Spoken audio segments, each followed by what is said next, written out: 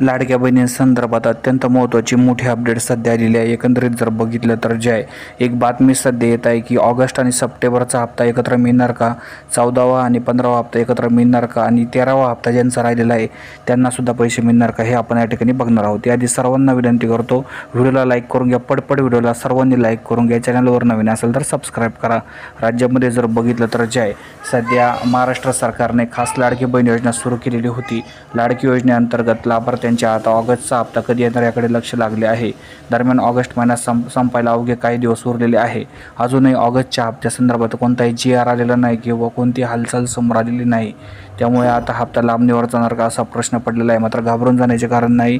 गणेश चतुर्थीनंतर एकंदरीत जर बघितलं तर जे आहे ईद ए मिलादपूर्वी हा हप्ता मिळण्याची शक्यता आहे। म्हणजे 25 तारखेपासून तर 4 तारखेच्या दरम्यान, म्हणजे 4 सप्टेंबरच्या दरम्यान हे हप्ता मिळू शकतो। म्हणजे जवळपास जर बघितलं तर 2 किंवा 3 तारखेला पैसे मिळू शकते।